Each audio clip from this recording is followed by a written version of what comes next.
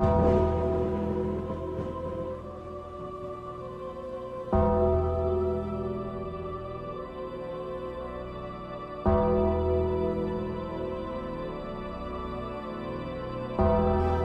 right, everybody, welcome to episode 42 of Talking Taker, our encyclopedic exploration digging up the career of the greatest professional wrestling character of all time. We appreciate you joining us for yet another round of Dead Man Talking.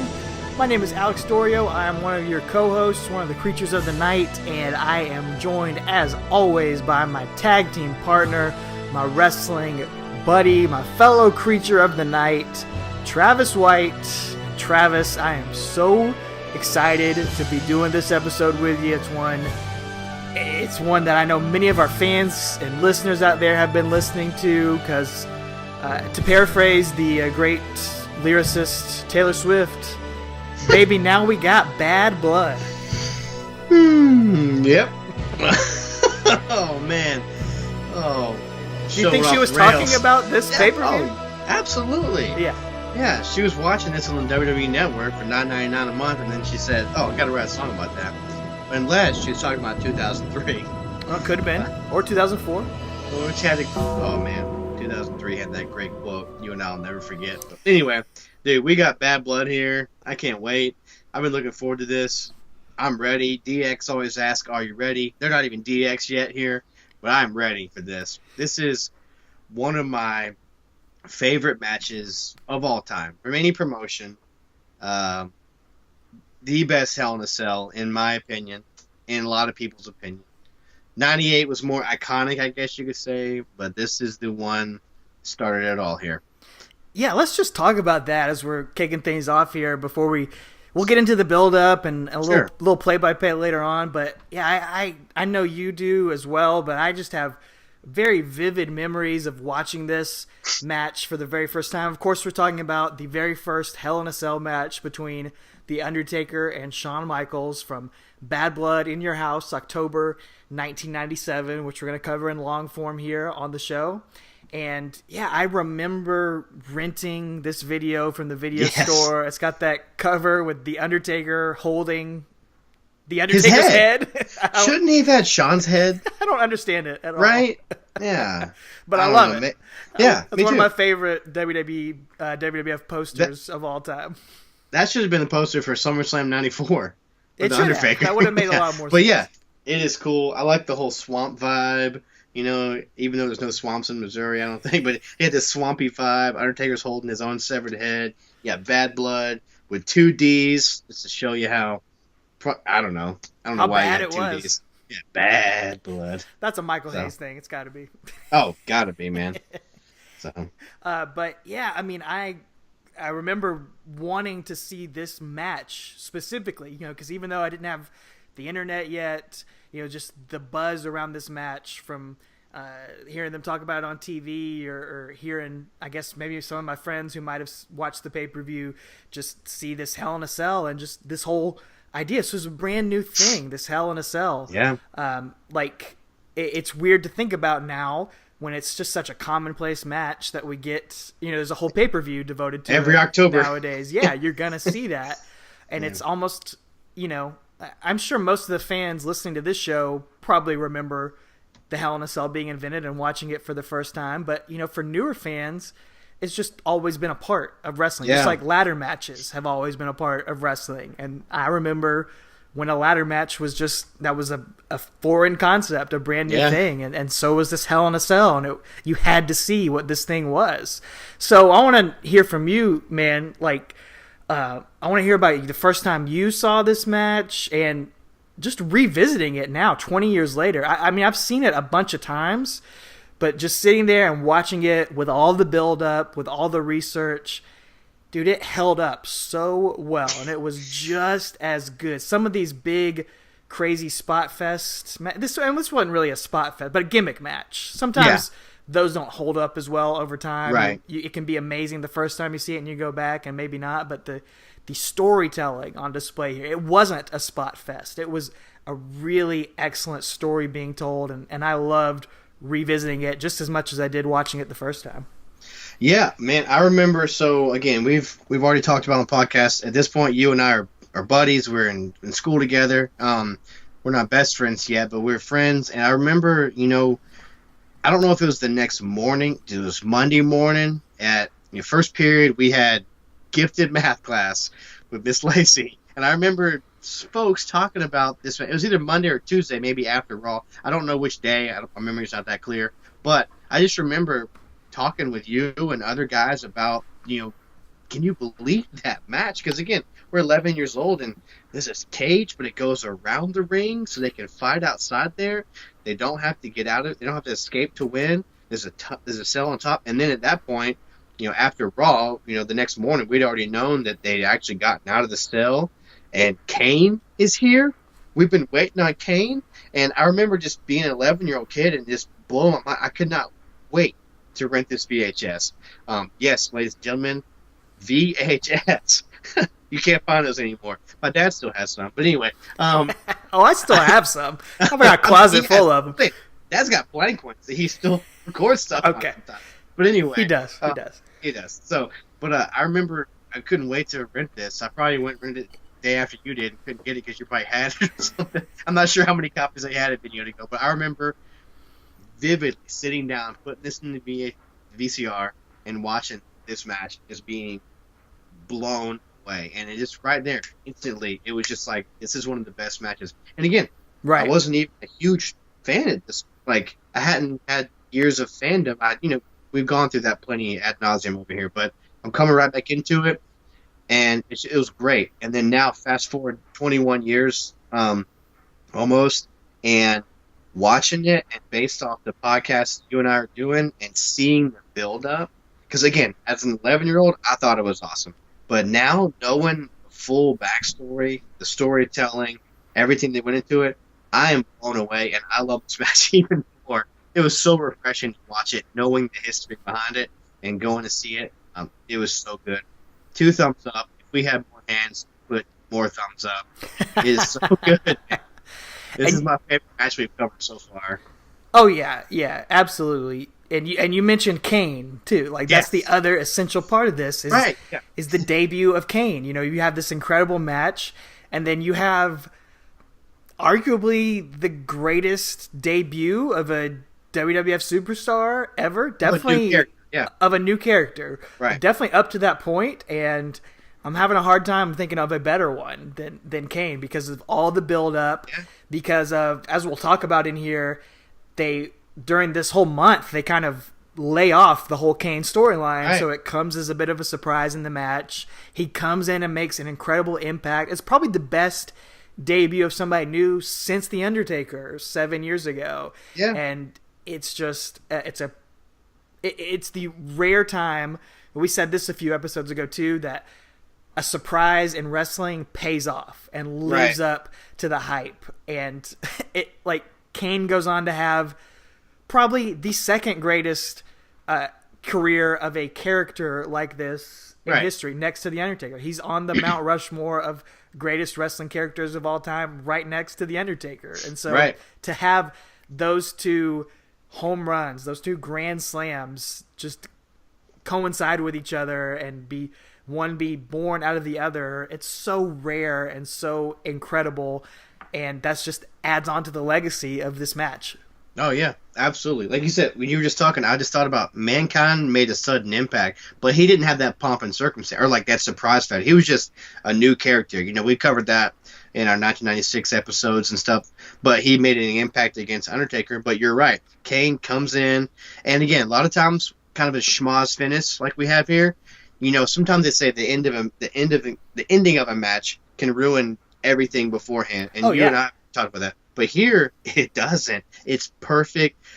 I'll use the word beautiful storytelling. We were both suckers for that. They earned it, dude. Yeah. It's been building for 5 months now. Yeah. So, and it pays off like a grand slam, man. It's awesome. So, well.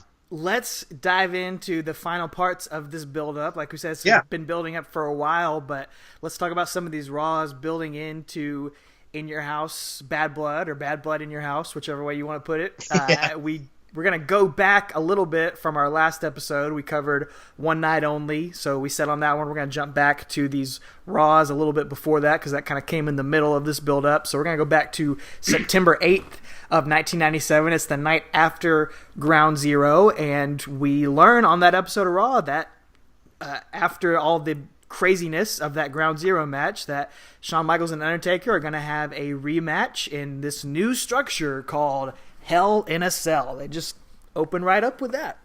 Yeah, just tell us. So it's just kind of weird. Again, but they used to do that, as we've been talking about. They thank God they didn't name a new number one contender for Bret Hart. We'll get to him later. But anyway, they just tell you the next night, hey, here's where the next pay-per-view main event is. It's Hell in a Cell. Again, in 97, you're like, what? What is Hell in a Cell? Like, so they have to explain it. They explain the reasoning behind it. We're going to get to all that as we break down these episodes of Raw. But I wanted to say, too, just point something out, is that, again, this is September 8th, 97. 6 days from this night will be WCW's Fall Brawl War Games pay-per-view, and the subtitle for it is called The Rage in the Cage. On the poster's been out for months. So, just saying, I'm not saying they stole it. There are coincidences, but Jim Cornette, who worked for WWF at the time, also, takes credit for creating coming up with the idea for the structure. Russo takes credit for the name Hell in a Cell. WCW had Rage in the Cage. I believe you were telling me you heard something different from that too. Yeah, that's interesting. That I think I've seen that before too. That Cornette says that and Russo says that, but I know that Shawn Michaels also takes some credit for this match as well. Sure. There's an article on WWE.com from a couple years ago where he talks about being inspired by a pretty famous rare match called the Last Battle of Atlanta, which took place in the 70s, I believe, between Buzz Sawyer and Tommy Rich. And it was this long-standing blood feud between those guys, and they built a cage with a roof on it. And Shawn Michaels says he always thought that was awesome. He saw it on TV and thought that would be a great idea to use. And he says he thought it would be – he came to them with that idea for the Undertaker match. So – like we said, there's probably some truth somewhere with his story and Sure. with Cornette's story and with Russo's story. There's probably something all mixed in together with them coming up with the idea for this. But that was an inspiration. And it's cool because they finally unearthed footage for that last year or 2 years ago maybe, and it's on the WWE Network in the Hidden Gems section. So you can go watch that match, which you could not see even on YouTube or anything like that for 30 some odd years. And I watched it when they first put it on there, and it was interesting. I didn't have the context for it. I didn't understand their feud, but it was really cool to see. And I think this Hell in a Cell holds up a lot better. But it was cool to see the inspirations for that. So if you have some time, you can go watch that on the WWE Network, The Last Battle of Atlanta. And regardless of who came up with it or whatever, it doesn't matter. It's a storytelling thing. It's not just let's put on a spectacle of a match. It's storytelling. You're going to put the cage around the ring. Well, that's not storytelling. You're going to put a cage, the cell over the top so that no one can get in, right?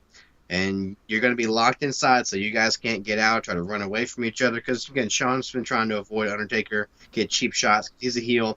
Of course, we all know how that's going to go down. Yeah, right. Not going to work out that way. But, again, think about it from a storytelling aspect.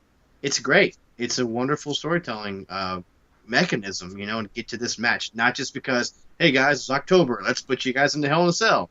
So exactly. It means something. There are stakes, and these stakes are going to get even bigger in future episodes of Raw we're going to cover in just a minute.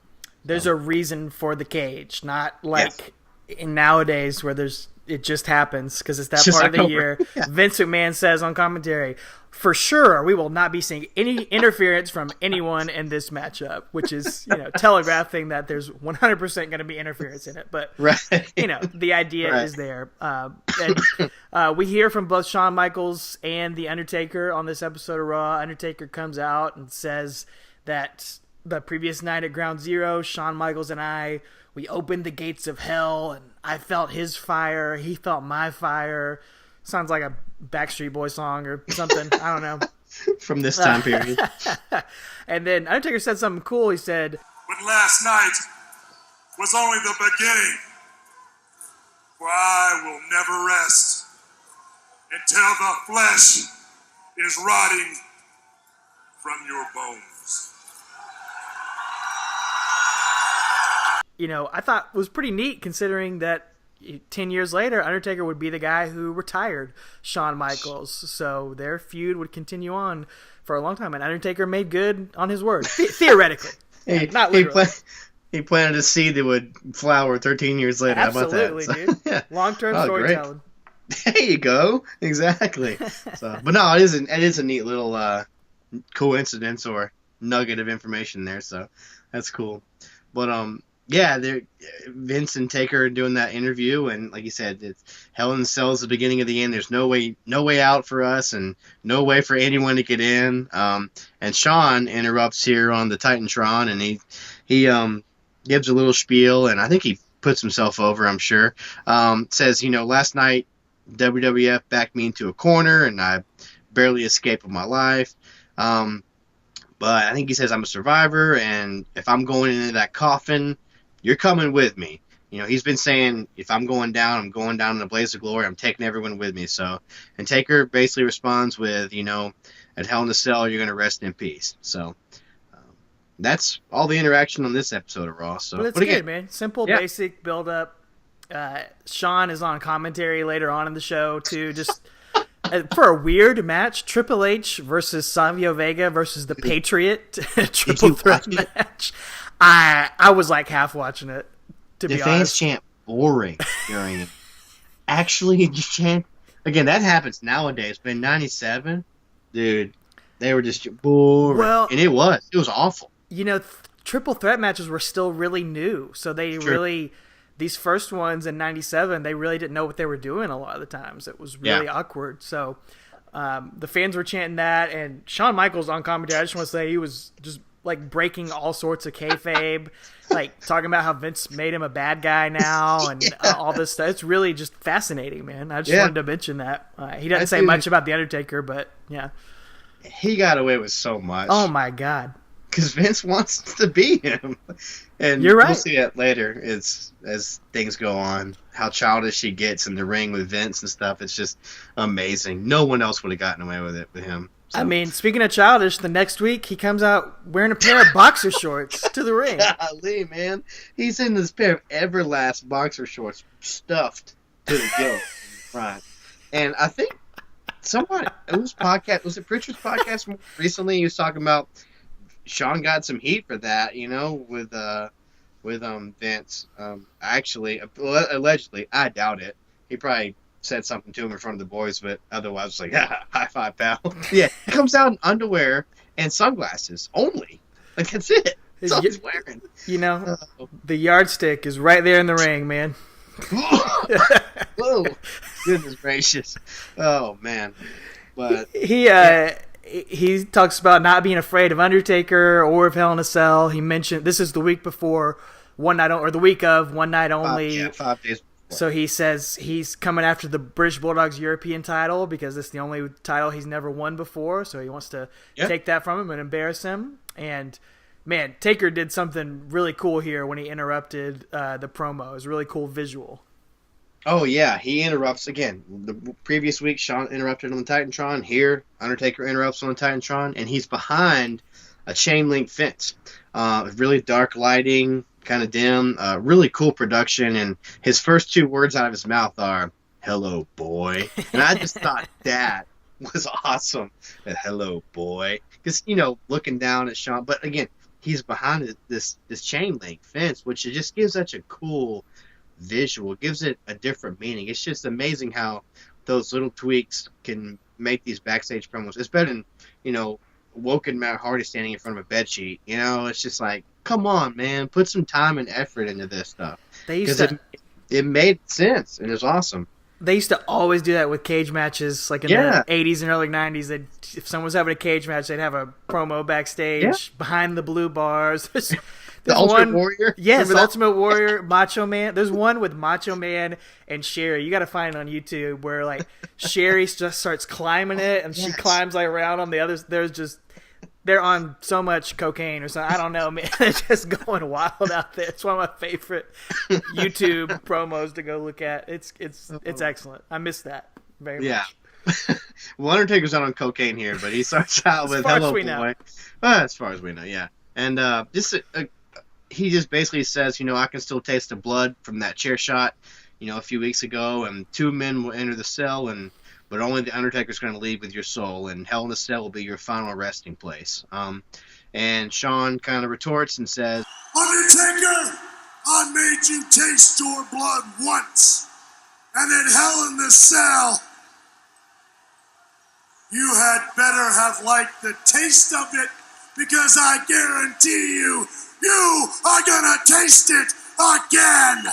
pushing that blood word, First blood, next blood, bad blood, getting all that in there. So It's great back and forth. And guess what?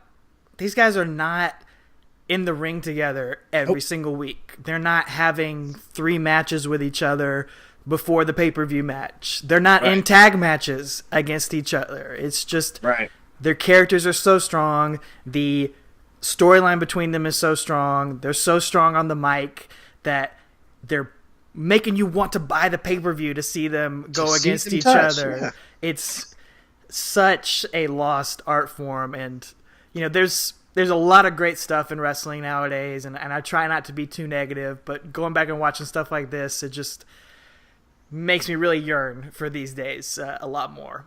Just the way the stories are told. I don't know, man. I miss it. Yeah. I miss it a lot. I understand. Yeah. But then we'll get to the kennel from hell and stuff too. For sure. Yeah, there's plenty of garbage too. But when it's done well and done right like this, it's so awesome. good. But again, like you said, they're not touching every week. They're not in mixed tags. They're not in 6-mans. They're not trading pinfalls back and forth and seeing who's going to win the rubber match at pay-per-view when you've already given the match away for free on TV. No, man, they touch rarely. They promo. It's classic stuff. It's awesome. So, like you said, the personalities are strong enough. They don't have to touch. So, and then one night only is 5 days later. We've already covered that. Again, Shawn wins the European Championship, becoming the first ever Grand Slam champion. Undertaker lost to Bret Hart, but that match doesn't really matter that much. So, in the grand scheme of things. So that brings us to Raw 226 on September 22nd, 97. Speaking of classic, this is that first ever Raw from Madison Square Garden that, I'm sure everyone remembers. It's the one where Stone Cold gives the stunner to Vince McMahon for the first time. It's the one where Cactus Jack debuts and has that hardcore match with Triple H. It's definitely one of the top Raws ever. If you've never seen it, Raw September 22nd, Raw 226 on the WWE Network. Definitely go out of your way to just watch this whole episode of Raw. And it also, of course, it has Sable's laser tag secret mission on there, which, it's one of the great highlights of professional wrestling of all time, where she goes on a laser tag mission against creepy Freddie Blassie. Oh, man. Do you think Sable and Sonny were like, oh, yeah, well, I got Super Soaker. Well, I got laser tag. Like, do you think that was a professional rivalry backstage? 1,000,000%. Absolutely. Oh, it's ridiculous. So I like Sonny's commercials better, but I like Sonny better anyway. But that's another story. So, this Raw though, again, it's iconic and it opens up. I just want to mention real quick because it involves Undertaker. It opens up with a really neat opening promo, just giving you the importance of MSG, what it means to the WWF, what it is and what it was also. And again, the first ever Raw from there is, we kind of take that for granted nowadays with pay-per-views and Raw from there, but it gets started right here, 21 years ago, so it's just crazy. But the video ends with Bat Taker descending from the rafters at Survivor Series 96 and Undertaker raising the lights. So again, it's just a neat little Easter egg that picked up on it. Yeah, it doesn't mean anything, but it's just like, we're going to put Taker on last. I'm sure there wasn't that much thought put into it, but I just thought it was cool because it has our boy Undertaker in it. So absolutely. I mean, it just goes to show you his place in the company. Right there.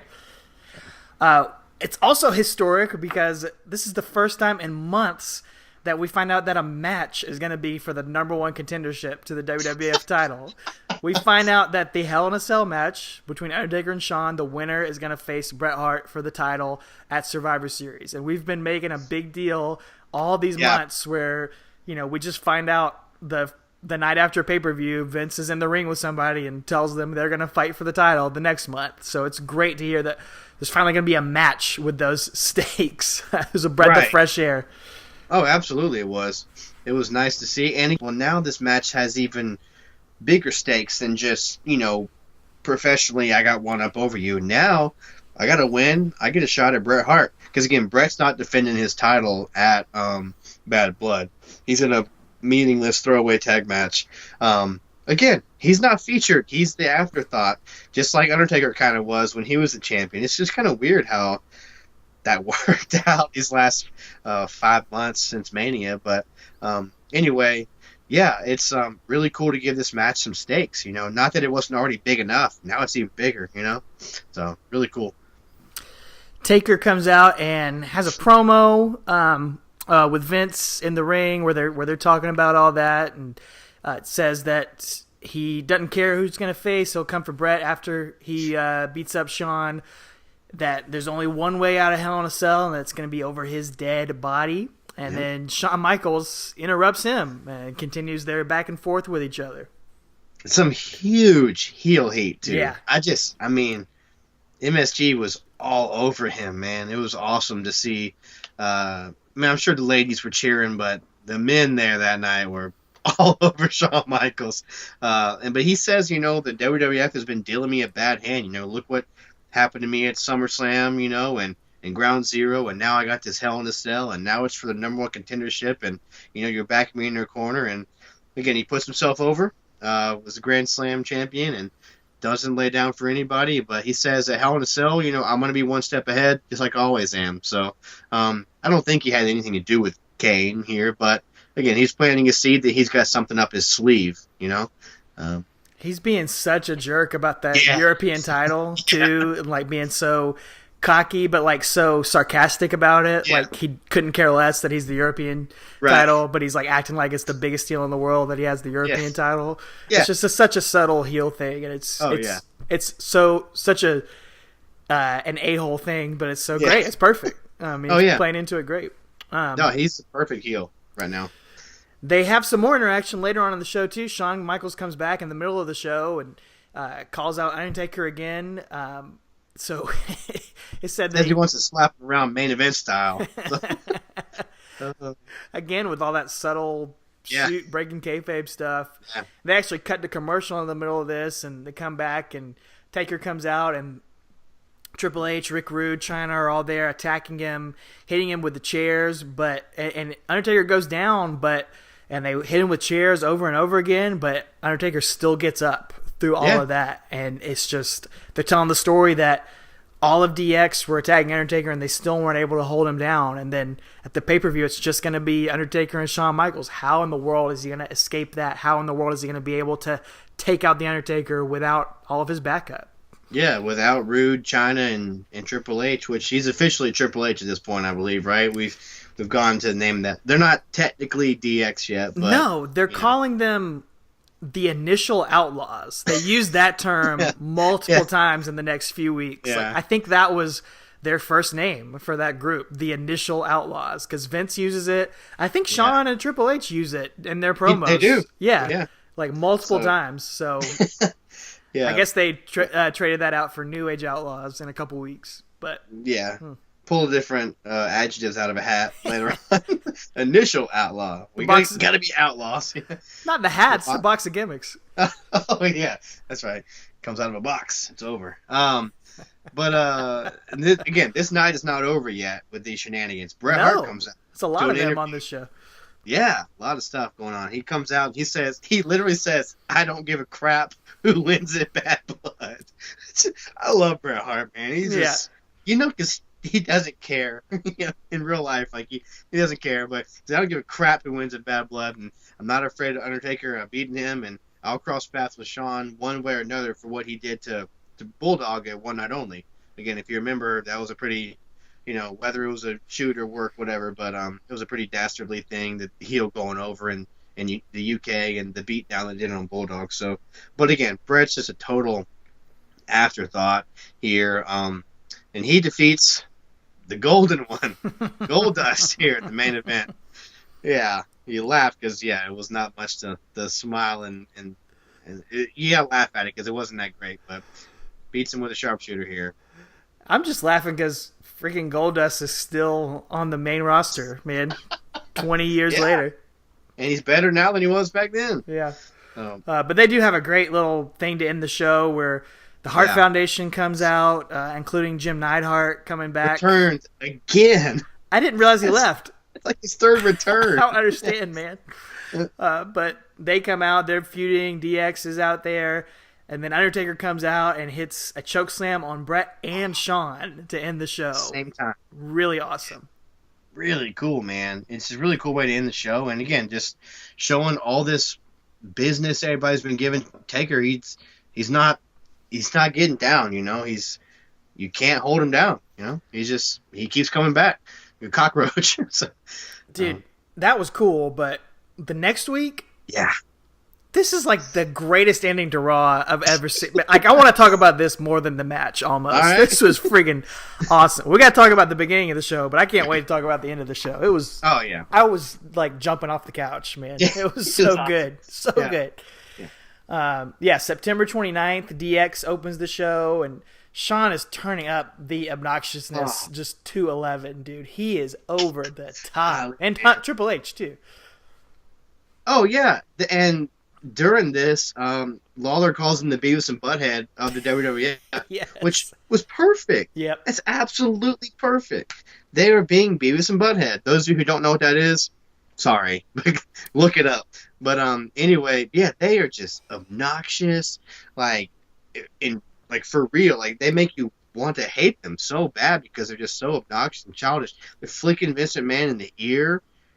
Who flicks Vince McMahon in the ear over and over again?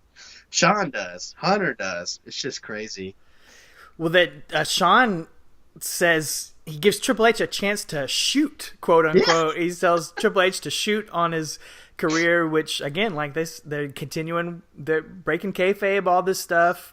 They talk about not being afraid of the Undertaker, and Vince has a great Vinceism here, man. I rewound this and wanted to get it exact. He says, Vince asks Shawn Michaels, "But just how, or I should say, how in the hell are you going to get out of the cell in the hell, Shawn Michaels?"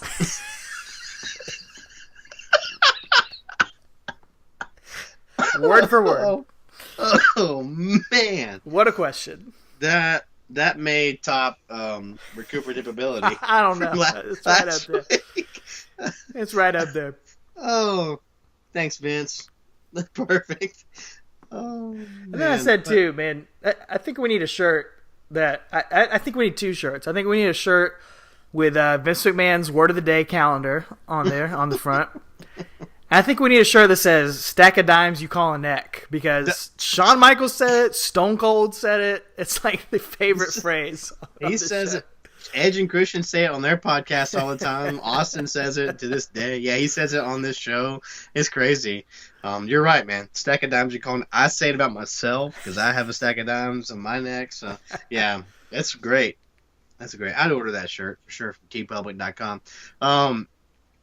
Anyway, as they're doing this, Sergeant Slaughter comes out, and man, this dude, for like a face commissioner, he gets a lot of boos. Oh yeah, the crowd hated him. Yeah, but he comes out and says Shawn's gonna need lots of luck to make it out of the cell, and he orders Triple H to face Undertaker tonight, which and they sell really well. I mean, like they say they're not afraid of him, but they sell being afraid here. It was good. Just as childish as they're being, it's really cool to see them remember when to kick it into let's be serious, which is the opposite of what happens in just a minute when the Hart Foundation comes out and they basically Brett basically tells Shawn and Hunter that they're going to pay for their crimes tonight, and they handle it. They, being Shawn and Hunter, handle it like it's just a giant joke. They're looking at each other back and forth, and everyone has seen this on a replay of, top moments of Raw history, but them two looking at each other like a couple of doofuses back and forth, shaking their head.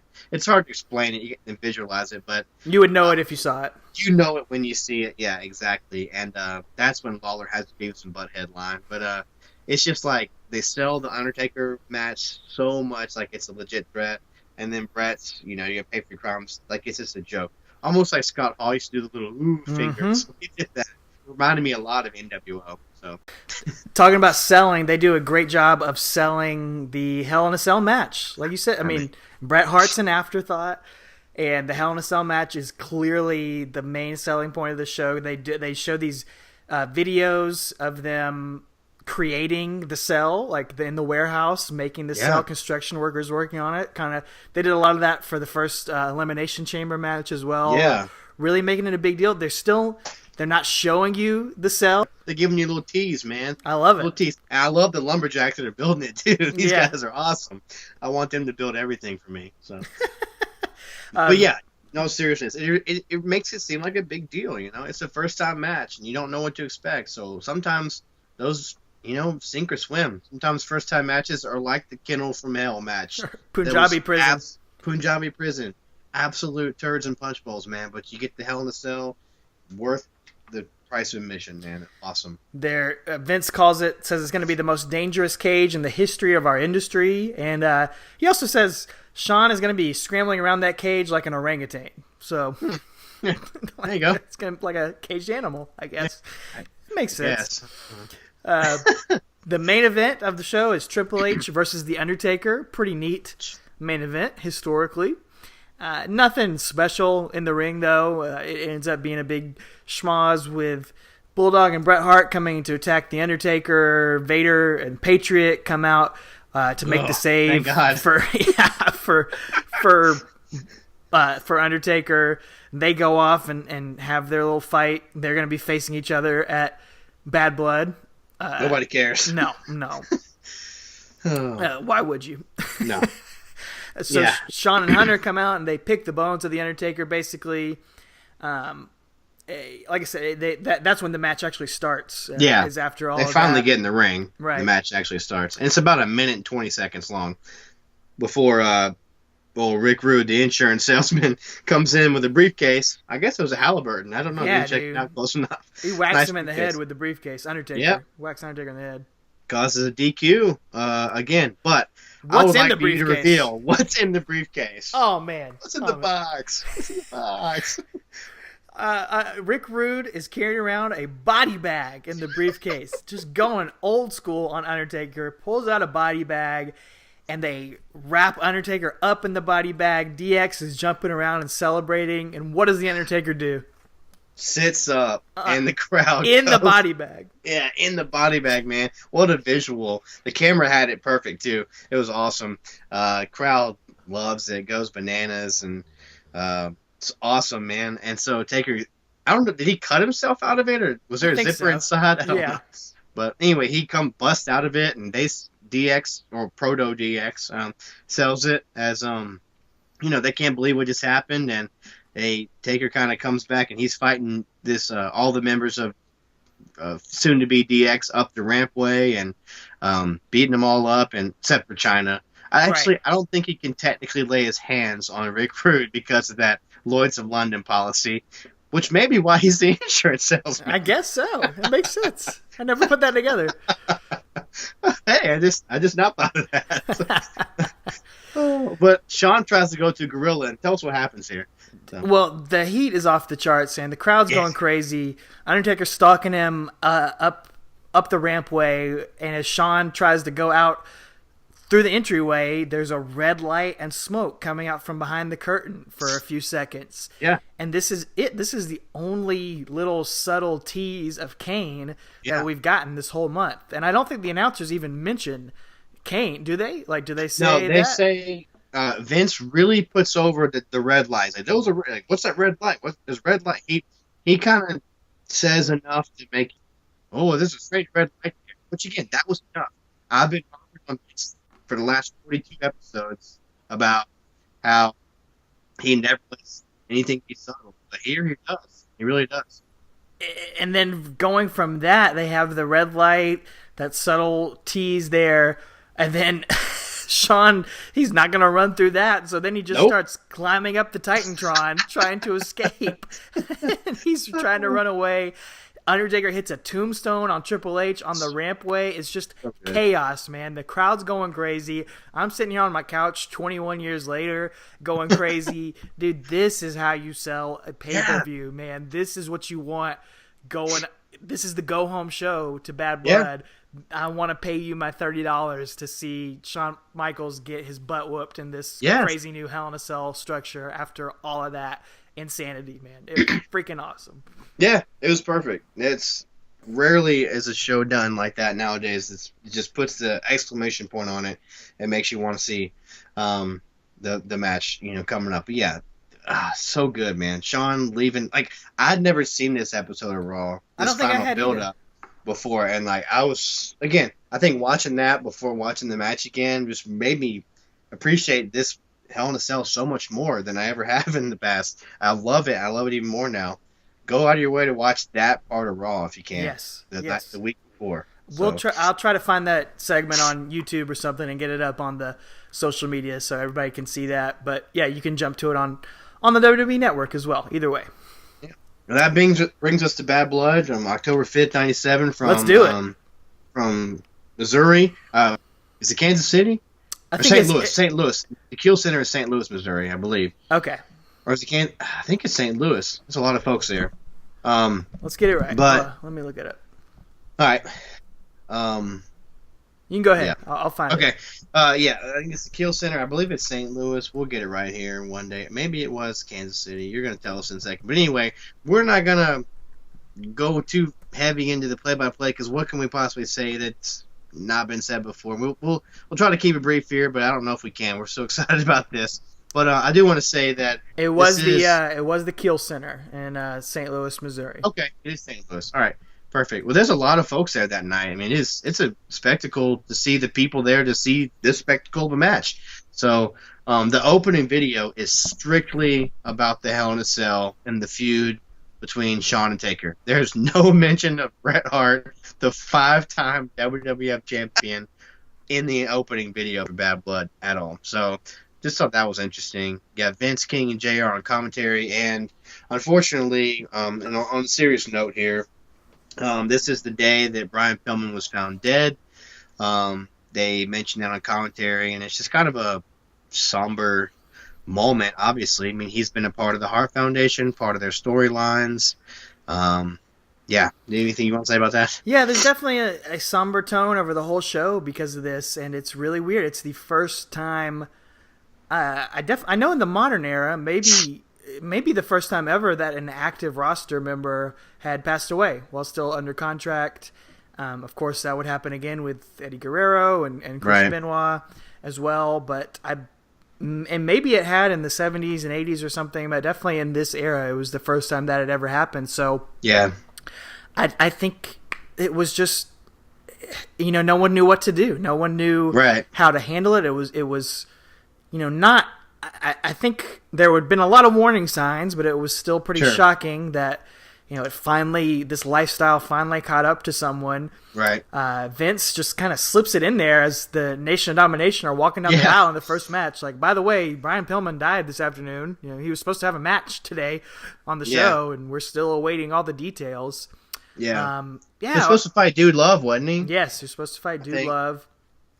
It was, I don't remember it hitting me hard. Owen Hart's death really hit me hard. We'll talk about that when we get there, and Eddie Guerrero's and Chris Benoit's as well. Brian Pillman, it didn't quite hit me in the same way. I still have the tribute magazine that came out afterward. But yeah, it was just a weird vibe over the show. It's not a good show besides from this main event. No. I think because of that, you can't blame the wrestlers, and it's actually kind of amazing that Undertaker and Shawn Michaels put on the match that they did on the same day they found out one of their brothers basically died. They went out there and still had such an amazing match. It's pretty crazy. And then even later on, Austin's on commentary, and it's just strange because they were best friends in WCW, and he has that gold chain around his neck, which he always talks about that Pillman gave him. So it's just weird to see him come out and try to get through his Stone Cold shtick as he's, not knowing why, his one of his best friends passed away. So it's weird, but it's just a shame. Yeah, that's all we can say about it. So, let's get into the fun stuff here of Hell in a Cell. Shawn Michaels cuts a promo backstage with old Doc Hendricks and DX. Says, it's a good thing that this Hell in a Cell match is not for my coveted European Championship. Just being such a jerk about taking that belt from British Bulldog. And tells DX he's gonna go it alone on this one, which he really doesn't have a choice, but tells them that he's gonna do it. And did you notice Triple H starting to cut a promo at the end of this, and Vince just cuts him off? Yes, he goes to speaks huh, and then he just cuts off, and Vince starts talking, and I'd never noticed that before. That's funny. I like when they do these promos backstage before the matches. I do too. Nowadays it's just match on pay-per-views. I kind of liked when it was still treated like that. You had these little things in between. It adds to it. I don't need to be an episode of Raw where you got all kinds of stuff going on, but these little promos are kind of neat backstage. So, but yeah, Triple H gets cut off in that interview, which is, I just had to laugh. So then we get a video right before the match about Shawn's change of character and how he's different now. And anyway, after that, Sergeant Slaughter comes out with the probably second smallest flashlight I've ever seen, and he's checking on. Wait. What's the first smallest flashlight you've ever seen? Oh, like a pin, like a flashlight pin. Oh, okay. Yeah. I thought you had a specific story. No, not at all. I just know it wasn't the smallest, so I had to say so. Okay. I didn't want to steal Bridger's gimmick about top 5 or anything either, though. So, Gotcha. But it was a very small flashlight for the undertaking that's about to take place. Well, no pun intended, but I guess pun intended now. So, anyway, he looks underneath the ring with his flashlight. He doesn't even get on his hands. He just kind of bends over with his bad back. It's that looks pretty good. Well, not only that, but then, he makes sure nobody's under the ring. Then HBK comes out with DX, and then Undertaker, they let Undertaker turn the lights off. So if somebody wanted to get under the ring, the lights are off after he should have checked the ring after the Undertaker came out and after the lights went out. Yeah, kayfabe wise, he should have. Come on, Commissioner. Not too smart. That's why he got booed. So, but yeah. Well, let's get right to it, I guess, because, like I said, Shawn's out, Taker's out, lights go off, great entrance, just like normal. Gets all those different rounds of pops based on the gong, the lights out, lights back up, all that stuff. I just really like Shawn's storytelling from the get-go.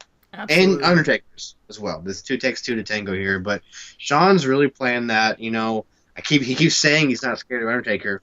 As soon as his cell's lowered, and they're in there together, and the door is padlocked, he's on the run, man. Yep. He's he turns that switch limp. from cocky to terrified. Yeah. Yeah, And it's awesome. The announcers are saying, this is not a good time to be Shawn Michaels. They are just selling this as this is his comeuppance for all these months of just being a jerk. He's finally going to get it. And it's already... like you said, the cell comes down. It's this huge spectacle already. The match has not even begun.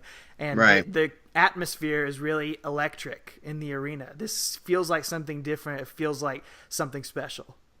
Yeah, it really does. It's just so cool. Again, you only get one first time to do the first, this match. So I'm really glad it was these two, and they presented it well. So it was really cool to see. Again, great spectacle. And JR tells Shawn, he says, Shawn Michaels better get on a bicycle and ride. Vince and Lawler are like, where's he going to go? Michaels got to get on a bicycle and ride. Where are you going to ride to? You're not going to sell. Where's he going to go? This is truly hell in a cell for Shawn Michaels. What does that even mean? So there's a lot of good commentary clips you and I want to talk about in this match. I love that because it was real. They were both just like, what did you just say? Why did you say just JR just shaking his head like, dadgummit. I was just trying to say something. Why'd you guys have to ruin it? Yeah. Yeah, the match just starts off exactly how you'd think. Undertaker is just stalking HBK. HBK runs him around the ring. Undertaker boots him down, just punches him away, tosses him into the corners, and just dominates him early on. Yeah. It's just Undertaker picking him apart very slowly and methodically. And Shawn bumps like a fiend again, man. He makes Taker look even better than he already is. It's amazing. Nobody sells like Shawn Michaels. No. And, I only have... I would still give this match 5 stars. I think it's the only Undertaker match to get 5 stars by Dave Meltzer. I meant to look that up. I'm pretty sure it did. Because he didn't give either one of the Mania matches with Shawn 5, did he? Right, which is insane. But yeah, well, if it had been Tokyo Dome. Sure, 7 stars. But I do have 2 little complaints with this match. Going back and watching it this time, 2 things I noticed that they're really small, silly complaints, and I'm not a wrestler, so who am I to say? But 2 things that I thought, I don't know about that. Undertaker goes for a couple pins here real early in the first few minutes of this match, which I thought was a little bit out of place. He's been wanting to get his hands on Shawn Michaels. He wants to just pick him apart and murder him. Why is he going for pins in the first 3 minutes of the match? Like, why does he want to get out of there so quick before he's done all the damage that he wants to do? I think you could say, he's trying to make him expand energy by kicking out, which I guess if you want to really take a leap, I could buy that. But I think Undertaker was still trying to figure out the match, I guess. And I thought it was a little bit silly, a little bit weird, and probably shouldn't have done that in hindsight. I don't know. It's a small complaint. They probably tell you the same thing. Yeah. They probably tell you the same thing. Like, we probably should have gone for pinfall so soon. But, and I'll get to the next one here in a few minutes. My other complaint, but that is getting kind of nitpicky. But yeah, I mean, I understand. That makes sense. So, but Shawn gets in control eventually with some punches, and he does the Irish whip. Gets reversed, and he does the corner roll-up spot like Ric Flair used to do, and I just love when Shawn does that. And the King asks, out of nowhere, why does the funeral procession go through red lights? What's the hurry? Again, man. He probably really thought that, and it popped into his head and wanted to throw that out there. Yeah. But he's talking about Undertaker taking his time with him, which counteracts what you just said about him getting all his pinfalls attempts. So, but yeah, why does it go through the red lights? I don't know, whatever.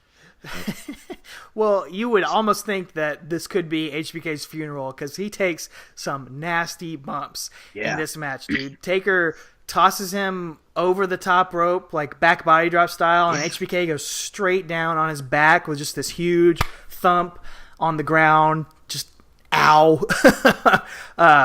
Taker lifts HBK over his head, choking him, and then HBK thumbs him in the eye and starts trying to climb the cage, and Undertaker just yanks him down, tosses him into the cage. Undertaker keeps slamming him into the cage. It's just, oh man. HBK takes a whooping in this match. He does, man. He does. And again, he's making the cell look damaging, and what we've come to know and expect nowadays from cell matches. This is the first one, and he's making it from out of the gate, making it look brutal. And I want to say something, another commentary bit here. When you mentioned that Shawn starts climbing the cage and on the inside, and Undertaker yanks him down, and he just hits the ground just like splat. Well, JR takes a jab at the smart marks at home back in 1997. Here he goes on commentary. He goes, "Yeah, there's probably some idiot at home saying, yeah, but he knows how to fall." So I just saw a little jab at the smart marks back then. So I appreciate that JR still does that to this day on his podcast. Oh, absolutely, absolutely. Some things never change. Yeah. Undertaker is just, I'm trying to blow through some of this play-by-play. Basically, the story is Undertaker is not letting Shawn get anything in. Shawn will get a couple moves in, or maybe do an eye rake and start to do one move, but Undertaker just gets right back up, clotheslines him, throws him into the cage, slams him down. Is just, picking apart Shawn Michaels through the entire first 10 minutes of this match. Yeah. Yeah, he does. And he takes, he finally gets him with like a, punching him in the face, and then he takes a powder into the ring. He gets away from Undertaker by getting in the ring. Yeah. And Taker hits an apron stunner, and then Shawn shoulder blocks Undertaker off the apron into the cell. So this is Undertaker's first big bump against the cell, so he's eating in here too. And then Shawn does a suicide dive between the ropes on the Taker, who hits the cell again. Again, nowadays you see that in every Hell in a Cell that happens, but back then it was the first time, so really cool. But like you said, again, really cool stuff. Shawn's not getting the upper hand. We don't need to belabor all the points of the match here, but there's some really good storytelling too, because Shawn's just sacrificing his body even to hurt Taker, because he wants to win. Again, whoever wins this gets Brett next month. So that's right. I appreciate that. Every move is mattering. They're taking their time between each move. Every motion they're doing is adding into this story. It's excellent. This should be next level stuff for guys in wrestling school to watch this NXT. match. Absolutely. Yeah. Guys at NXT, watch this match. A big bump here, big spot though. We get a pile driver on the stairs. Yeah. To the Undertaker. Yeah, Shawn does it to the Undertaker. It almost goes sour the first try, but then he gets it, and it's nasty. I don't know how you learn to take that bump either. I don't think you do, man. You just take it. Yeah. And then Shawn, they're telling a story here. Shawn keeps shoving this camera guy out of the way that keeps trying to get in his face. He's cussing at him. He's like getting upset with him. They're building up to this spot that's going to happen later on. They're acting like this camera guy keeps getting in the way. This camera guy's obviously a plant in there, and Shawn's, he's struggling with him. They're building this spot. So this spot that's going to happen in a few minutes matters. They're building up to it. It's not just random. It's excellent, dude. It really is. It's perfect storytelling, and he goes and grabs the chair. He being Shawn grabs the chair, and again, that's perfect storytelling. That's what started this whole thing, was the chair shot to the head at SummerSlam. And commentary sells that too. They're saying that's what started all this, is this chair. Yeah, he hits Undertaker on the back twice, and then he just throws the chair away for some reason. Yeah, keep beating him, man. Just keep beating him, but gets a 2 count. Taker gets some hope spots, and then Shawn kind of traps Undertaker in the ropes again, like his arms are trapped in the ropes. Yeah. Eats a couple big boots and then gets backdrop. Oh, this is the big spot, like you mentioned. They planned to seat a minute ago with a cameraman on the other side of the ring. Well, at this point, Shawn runs at Undertaker again. He's trapped in the ropes. Undertaker frees himself and body drops Shawn over the top rope onto the outside, onto another cameraman. And gets up, stomps the cameraman, calls him an SOB. Commentary is, Vince in particular, is apologizing to the family of this poor cameraman. And that's when if you watch wrestling, okay. Something's going on here. This is a work now. Yeah. Because honestly, the first time, that's a shoe. Exactly. It was so subtle. Yeah. Shawn has a short fuse. He gets angry at stuff. He stomps Vader in the face. But here, you can tell it's work if you know anything about wrestling, but it's perfect. This is how we get to the next spot of the match. Well, yeah, the officials have to come into the ring. Sergeant Slaughter has to come into the cage, check on the cameraman. They've built up like no one's going to get into this cage. No, there's no way in, no way out once they're locked in there, but they got to get this cameraman out. This cameraman is nearly dead from this, from being landed on by Shawn Michaels. So there's still action going on in the ring. Shawn Michaels hits a flying elbow off the top rope, and JR gets a little jab in, says, I've never seen anyone in the World Wrestling Federation do that move better than Shawn Michaels ever. Okay. Completely forgetting the Macho Man. I mean, Shawn does a great elbow, but come on now. Yeah. So Shawn Michaels hits the Sweet Chin music as the door is being opened to the cage for the cameraman to be ejected. But Undertaker sits up from Sweet Chin music, and Shawn sees his opening and runs out of the cage and escapes. But Unfortunately, The Undertaker follows. Yeah. Again, perfect storytelling. He hit him with his best shot. He got an elbow drop and sweet chin music. I say sweet? I meant Sweet sweet. chin music. Too sweet. Yeah. Sweet chin music. That's a shirt. Hits him with sweet chin music. Undertaker sits up. Taker follows Shawn out of the cage. This is where the whole concept blows up in our face. You can get out. But again, they don't. It's a storytelling piece. They got the cameraman. He had to get out. His poor family at home is wondering about him, I guess. But yeah, Shawn hits a drop kick on Undertaker on the outside. Goes for a second one. Not so fast, my friend. Undertaker catches his legs and does one of my favorite moves, a little slingshot. Slingshots HBK right into the wall of the cell. And if you have a keen eye, you can see Shawn blade himself as he goes up. When he hits that mesh, the camera's got a perfect view of it, and it's just, once he comes back and hits the ground, he's just got blood on his face. It's one of the, I guess it's weird to say now, like talk about great bleeding in wrestling because it's such a weird concept now. But man, he did what he was trying to do. Man, he got himself real bloody for this match. It's pretty wild to go back and look at. So he's selling this beating huge. Shawn is able though to kick the Undertaker with a low blow, and he's trying everything he can to escape. So he just climbs up the cage at this point, trying to run away from the Undertaker. Yeah, he doesn't run to the back because he's still he wants to find a way to win because he wants that WWF Championship match. He wants to win. Yeah. And they planted the seed with him climbing on Raw the week before when he climbed the Titantron. I didn't think of that. Yeah. Me neither, till right now. So he climbs up the cage, and Undertaker, screw that, I'll follow you. Again, he makes it up there in like 3 seconds. Yeah. I don't know how the Undertaker does that. He just climbs up there real quick. Shawn goes for a pile driver, and Undertaker back body drops him on the top of the cell. Oh, man. St. Louis blows up, man. They are excited for that. Dude, that cage looks like it's going to collapse underneath them, too. It does not look like it's supposed to support their weight. It is made out of Legos, man. It's a really cool visual, though, because Shawn's blood actually drips onto the camera in the ring below. It's they couldn't have planned that, but it's just a perfect shot. Someone says something. Yeah. You can hear some expletives out there in the crowd. But I was just thinking, man,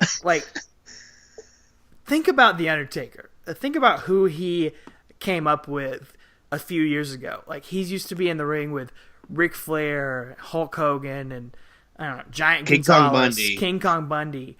Think about that. And then think about him now.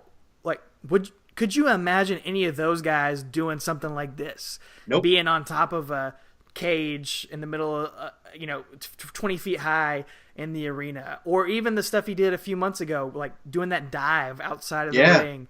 Could you imagine any of those guys doing that? Like, no, not even Diesel, like a big guy. Exactly. Yeah. I mean, that just goes to what we're doing this podcast about, is what makes him so unique and so special, is that he could do that stuff with those guys and tell a story in the ring like that, but he's also not afraid to take it to crazy heights like this. Literally. Yeah. It's That's wild. True, man.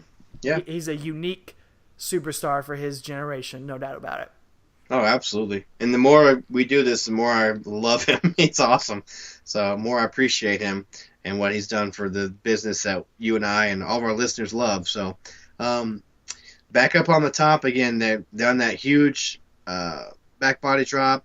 Taker then press slams HBK on top of the cage, which, again, is scary to watch. Looks like it's going to break in half. And then Shawn tries to climb down, and Undertaker catches him by the hair, I think. And Shawn's hanging on there, and Undertaker basically just does what I would do, and he stomps on his hands. And here's the big, iconic bump, other than the bleeding and the slingshot into the side of the cage. This is the big bump that everyone knows from this match. Shawn falls, off the top of the cell. Well, he's hanging on the side, but Undertaker stomps on his fingers, and he lets go and falls through the table. And this crowd gets even more loud. They're going crazy. JR, I think, has one of his He by God, he's broken in half type comments here. Yes, So he does. yeah, It's, oh man, this bump, you know, nothing compares to Mankind's fall off the cell, but this one, I don't want to say it's better, but the storytelling, again, like, yes, that one, we'll get to that in a few months. You know, it comes out of nowhere. Just right. it's just wild and crazy. This one had been built up for 20 minutes. You didn't expect it. Like, No. you did not expect these guys to go on top of this cell. No. I don't think anybody did. You expected it to be like war games. Like, they have this Right. brutal, bloody match inside this cage. I don't think anybody expected them to be out on top of the cage taking bumps like that. It's Shawn Michaels running away, and he just can't escape, and finally Undertaker sends him through that table. It's, oh man, great bump. It's great. It's absolutely great. And Undertaker continues to slam him on another table and the part of the broken table. And I would say, if you're talking about nitpicking some things, I would say that I noticed that that's my nitpick, is maybe that could have been sold a little bit more. Me too. That was my other one. Oh, Yep. okay. Yeah. Yep, that Shawn gets up pretty fast after going through two tables and runs back around and ends up back inside the cage. And that was, yeah, if anything, he did not quite sell that quite enough. And like, it's kind of silly. He's a bloody mess. Right. You know, he's been beaten up, but I wish he would have stayed down a little bit longer after going through a couple tables. Yeah. But it's awesome. It is. As you yeah. said, they're back in the ring. Shawn's a mess. The cage door is padlocked again. Taker hits a gigantic super choke slam off the top rope, straight into the middle of the ring. Yes. And then he goes and he grabs the great equalizer here, the chair. And again, the crowd goes nuts. Yeah. Again. Because, again, that's how this all started, was the chair shot, you know? So, great It's all story. coming full circle. Yeah, absolutely. Awesome. And speaking of coming full circle, he smacks Shawn Michaels across the forehead. Murders him. Golly, man, I was like, oh, that hurt. It made me cringe. Ugh. Golly, man. Exactly. Yeah. Thanks, Thank you. Gino. Backspin for Prez. Yeah. That's a shirt. Yeah. Golly, man. Hey, what are you going to do? Shawn Michaels is down. This is it, man. Undertaker's finally going to pick up his revenge when all of a sudden the lights go out. That organ music plays that has become so familiar but was so confusing back then. Yeah. Everyone's wondering what's going on.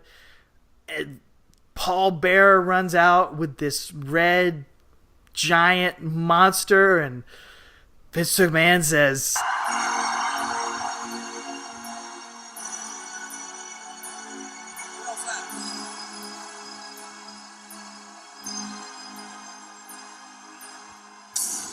Oh my God, wait a minute, it's Paul Bearer! It's Paul Bearer! And that's gotta be Kane! That's gotta be Kane! Which I've heard Pritchard say on his podcast, he wished that Vince would have just held off a little bit for that, but it didn't matter. You know, it didn't take away from me. But right. Yeah, that's that famous line. That's got to be Kane. And man, talk about selling. This is Undertaker's once thought dead brother. You know, he sells this like he's seen a ghost. You know, he's in the ring. They get great camera shots. Good job to Kevin Dunn getting his reaction of seeing Kane for the first time since he quote-unquote died as a child. Undertaker is just bewildered. He's beside himself. We've never seen that. Yeah. Yeah, it's great. So he can't believe it. And Kane, what a way to make an entrance, man. You rip the cell door off the hinges, and then he throws Earl Hebner just into the side of the cell. Just boom. And that's going to come into play in just a second. Not that there's any DQ or anything. I don't know why he had to, but it's just funny. Yeah. He gets in the ring face to face with Undertaker, and this is what we've been waiting for the last, 4 months, 5 months? Yeah, Undertaker's in shock. The crowd's kind of in shock here. They have this long stare down with each other. Kane's actually maybe like an inch taller than the Undertaker here, with some lifts in his boots, of course. Yeah. Because as we've already seen this guy on our podcast before, Isaac Yankem, a.k.a. Fake Diesel, a.k.a. Future Mayor Glenn Jacobs, perhaps. That's right. Finally finding a character that is gonna work out okay for him. Playing Kane, and he does the signature lifting up his hands and producing the flames out of the ring post for the very first time, which distracts the Undertaker and allows Kane to hit a tombstone. Except he circles around like 3 times and can't figure out where the hard camera is. Yeah. As he's doing the tombstone. But, He finally hits it. Yeah. I think he hits it toward the hard cam, but yeah, he does spin around a couple times to he's try probably to a figure little out. nervous. Sure. I mean, I said earlier, you only get one chance to make that first, and this is his first showing here on WWF television. So, he nailed it, man. It's awesome. We've been waiting for this. We've been talking about it. I can't wait to continue the story of Kane. He comes in, tombstones Undertaker. The crowd is shocked. They're also booing because, again, they can't hear Vince saying that's got to be Kane. Right. They have to be smart enough to know, oh, that's got to be Kane. Yep. Again, because they didn't sprinkle in any hints except for that faint red light on Monday night's episode. So, Paul Bearer pours water on Earl Hebner on the way out. Did you catch that? No, I saw it on the replay. Yeah, Okay, I didn't see it at first, but I saw it on the replay. Yeah, he's pouring water on Earl Hebner and to wake him up to say, get in the ring. And, man, Shawn he's a bloody mess. He just eating that chair shot. He crawls over and just desperately puts his arm over the Undertaker. Just perfect storytelling. What a heel, dude. Yeah. He did not deserve this win. He's going to get away with it yet again, as Earl Hebner makes the slowest 3 count in all of mankind. It takes about 30 seconds to do a 3 count. Well, he's selling too, man. He is. No, he should. I'm just kidding. Yeah. At 29 minutes, 55 seconds, Shawn Michaels has beaten The Undertaker with the help of Kane in Hell in a Cell, the first ever one. He's going to go on to fight Bret Hart next month, and in a match that also changes the course of history. Just like this one. Just a little bit. Hunter and Chyna come out to help Shawn to the back, and Hunter's chopping away at Shawn's crotch, doing suckets, and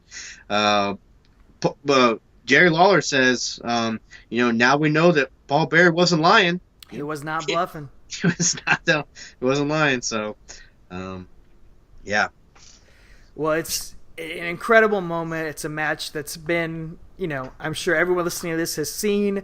It's worth going back and watching yet again. Everybody, of course. We tried our best to add something to it in this journey. Maybe we did. Hopefully we did. And we tried to keep this short, but we couldn't. Oh, Sorry. Man. This is probably our longest episode yet, but I think it's worth it. Yeah. And we're going to make it a little bit longer because we actually heard, Travis, you give out that call every week on our episodes asking for somebody who was there. And we got one of our loyal listeners and followers at Don Hyman, Don Heimann on Twitter. He was at WrestleMania 13 and also was amazingly at this pay-per-view at Bad Blood. He sent us a few tweets. Did he wear a green smiley face shirt in the front row? I don't know what he was wearing. He said he was like 4 rows back. So. Tell us, Don, what you were wearing. that sounds kind of weird. I'm just kidding. Yeah, sorry. It's late. It is. Well, he said several things stood out. Shawn was selling the fear as the cell was being lowered. I loved how Taker just stalked HBK around the ring at the start. Shawn trying to drop kick on the floor, getting caught, catapulted in the cell. He said, I thought Kane would interfere when the door was open to get that injured cameraman out so he could see where that story was going. He loved the fall of the cell, off the cell through the table, Taker nailing Shawn with the chair at the end before Kane came out.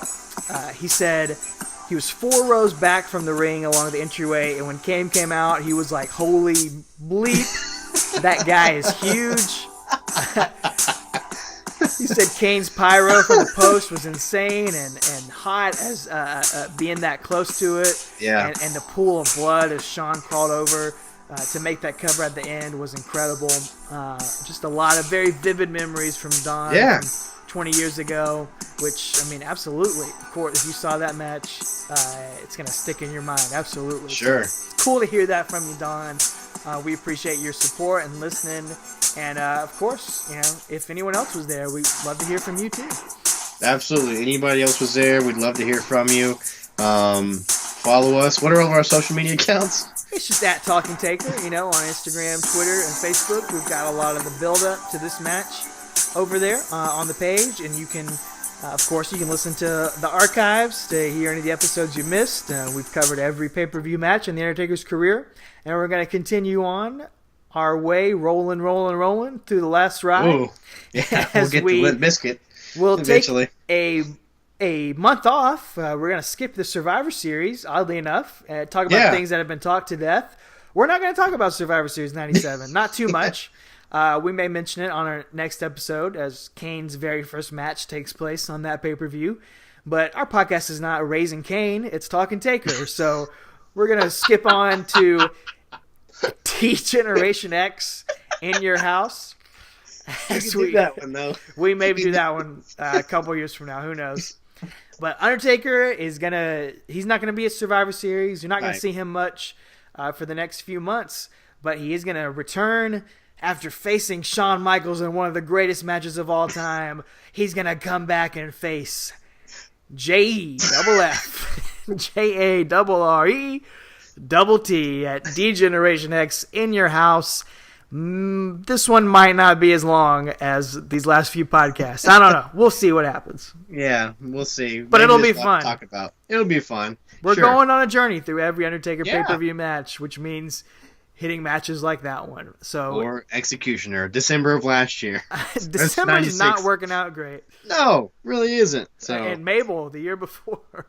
Yeah, man, ridiculous. So, but anyway, if you guys were there, other than Don, please let us know. Don, tell us some more stuff. We'd love to hear from you guys. Thanks for sticking with us. This is a supersized episode because we've been building to this for so long. The debut of Kane. We cannot wait to talk more about him. Again, how he impacts Undertaker's career and vice versa, and just where the story goes from here. So you guys hop on, join along with us, and most importantly, take her easy. Up next, the one, the only, the phenom, the Undertaker. However, what about Sable's secret mission? What about it, Dave? Well, let's take a look.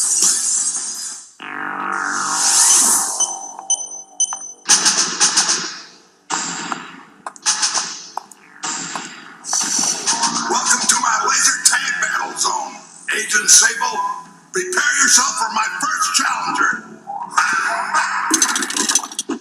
Sable! Hey, get in here! These are the rules. I don't want any soldiers, any below the belt. Laser tag units only. Come on, fire it! Ladies and gentlemen, please allow me to make the following announcement. Gotcha, Sable. Please refrain from smoking. Gotcha, Sable. Please do not throw any objects. Gotcha, Sable. Good night, Pink. Join us next time for another installment of Laser Tag, Sable's Secret Mission.